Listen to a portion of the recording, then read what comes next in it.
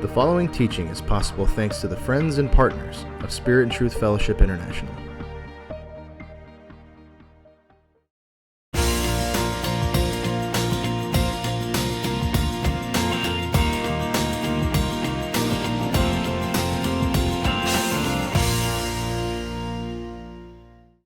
Hi guys, here's something I was thinking about the other day as a result of a discussion we had in our home fellowship, our home church. And we were talking about adversity and how God can use adversity to shape and to form our character. And someone said, well, how do you know when God is the one who is behind the adversity? And let me back up for a second. I think there's three very clear sources of adversity in our life. Number one is the fact that life itself can be difficult. When Adam sinned, do you recall what God said to him?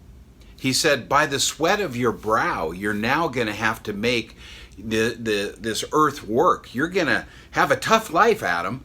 And so, sometimes we forget the fact that life is just tough.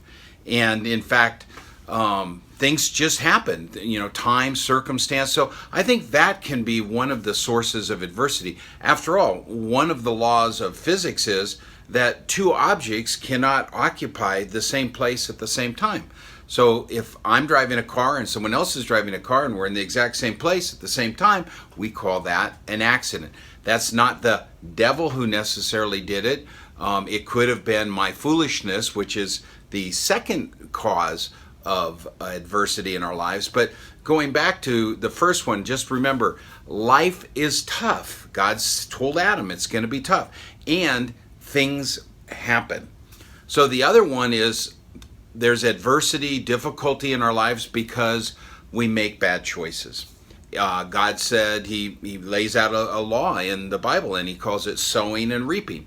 If I sow wisely, I will reap wisely. If I sow foolishly, meaning do stupid, foolish, non-thinking things, then foolishness results are going to happen to me. And so that can be another cause of difficulty in my life. For instance, if I don't treat my body properly, if I eat garbage, never exercise, smoke, drink to excess, what's the results going to be? I'm going to have physical problems, sowing and reaping. I live foolishly, I reap the results of that. So that's the second source of adversity in our lives. And the third source, I believe, is the spiritual battle. I do believe there is an enemy out there, and he is seeking to destroy.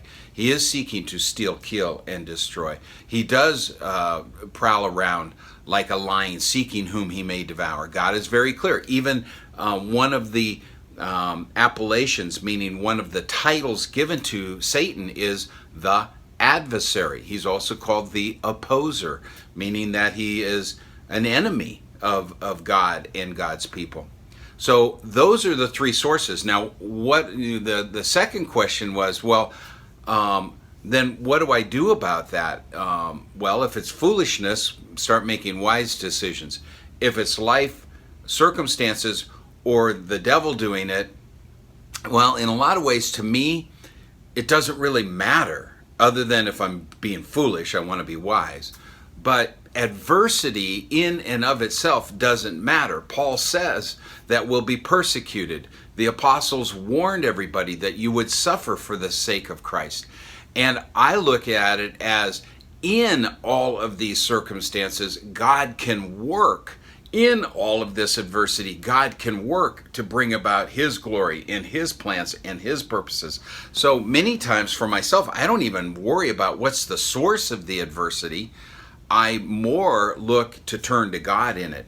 In fact, in Romans 8:28, I'd like to read that. It says, and we know that in all things, in all circumstances, God works for the good of those who love him, who have been called according to his purpose.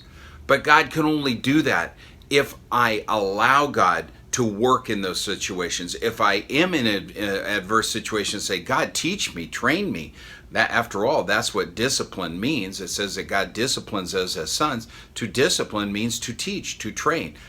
We think of it a lot of times as being punitive and punishing, but that's not what discipline is. After all, aren't we disciples, meaning disciplined ones?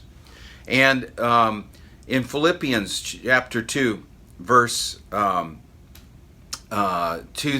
through 15, it says, "Therefore, my dear friends, as you have always obeyed, not only in my presence, but now much more in my absence, continue to work out your own salvation with fear and trembling." Meaning, continue, persevere, and to work out your own salvation, meaning to work out your own wholeness towards the end of what God has given us. For it is God who works in you to will and to act in order to fulfill His good purposes. Do everything without grumbling, so that you may become blameless and pure, children of God without fault in a warped and crooked generation. Then you will shine among them like stars in the sky. Adversity is going to come. Let's not worry about that. But when it comes, let's persevere and let's turn to God and say, God, teach me, train me, discipline me. Use this adversity to help me to become more like you so that I can shine like one of your stars.